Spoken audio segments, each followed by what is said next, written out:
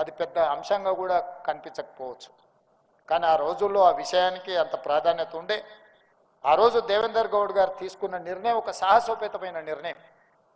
ఎందుకంటే రాజకీయ పార్టీలో యజమానితో పాటు సమానంగా అన్ని రకాల అధికారము, హక్కులు, గౌరవం ఆ రోజు పెద్దలు దేవేందర్ గౌడ్ గారికి ఉండే.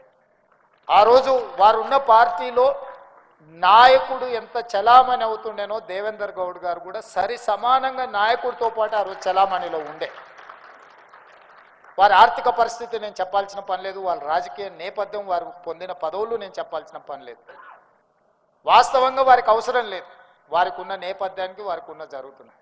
కానీ వారు వాటన్నిటిని పక్కన పెట్టి ఈ సందర్భంలో నా పాత్ర నేను నిర్వహించాలి, తెలంగాణ ఈరోజు ఈ పదము పలకకుండా ఈ పదాన్ని ముందుకు తీసుకెళ్ళకపోతే ఈ సమాజానికి అన్యాయం జరుగుద్ది, నాకు వ్యక్తిగా నష్టం జరిగినా కష్టం వచ్చినా ఈ విధానంలో ముందుకెళ్ళాలని వారు ధైర్యంగా ముందుకు వచ్చారు. ఆ రోజు పాశం యాదగిరి గారు, చాలామంది మిత్రులు వారితో పాటు కలిసి నడిచిన వాళ్ళు, పనిచేసిన వాళ్ళు చాలామంది ఉన్నారు. ఎన్నో ఒడిదుడుకులను వారు ఎదుర్కొన్నారు. నిజంగా వారు చాలా లగ్జరీ లైఫ్ని వారు ఆ రోజు సాక్రిఫైస్ చేసింది. ఎందుకంటే ఇది ఏ తీరానికి చేరుతుందో తెలియదు, ఏ రూపాంతరం చెందుతుందో తెలియదు. తెలంగాణ రాష్ట్రం వచ్చింది కాబట్టి ఈరోజు ఇక్కడ ఉన్న వాళ్ళందరూ రాష్ట్రం వచ్చింది కదా అనే ఒక సంతోషంలో ఉన్నారు. కానీ ఒకవేళ రాష్ట్రం రాకపోయి ఉంటే రాజకీయ పరిణామాలు వేగవంతంగా మారి ఊహించని పరిణామాలు రాజకీయాల్లో వచ్చినుంటే వారు నిర్మించుకున్న మొత్తం భవిష్యత్తే గందరగోళం పోయి ఉండే. అయినా పర్వాలేదు అని చెప్పి ఆ రోజు పెద్దలు దేవేందర్ గౌడ్ గారు తెలంగాణ ఉద్యమంలో ముందున్నారు.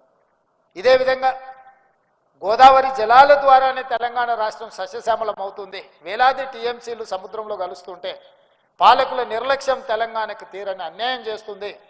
ఖచ్చితంగా గోదావరి జలాల ద్వారానే ఈ తెలంగాణను సస్యశ్యామలం చేయాలని వారు పాదయాత్ర చేయడం ద్వారానే ఆనాటి ప్రభుత్వం మీద ఒత్తిడి వచ్చి ఎప్పటి నుంచో డిమాండ్ ఉండే. అంతకంటే ముందు పెద్దలు విద్యాసాగరరావు గారు కూడా గోదావరి జలాలు ఇచ్చంపల్లి ప్రాజెక్టులను చేపట్టాలని వారు ఒక ప్రయత్నం చేశారు. వారి ప్రయత్నం ప్రజలకు అంశాన్ని చేరింది, కానీ ఆ ప్రయత్నం ఆ సమస్యను పరిష్కరించలే. కానీ పెద్దలు దేవేందర్ గౌడ్ గారు ఎప్పుడైతే గోదావరి జలాలను తెలంగాణలో పారించాలి అని చేసిందో ఆ ఒత్తిడి ఫలించింది.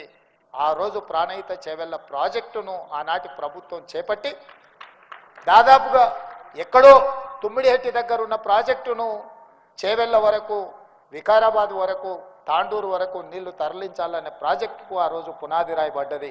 ఆ పోరాటంలో దేవేందర్ గౌడ్ గారు ఆ పాదయాత్ర ప్రభుత్వాల మీద ఒత్తిడి వచ్చి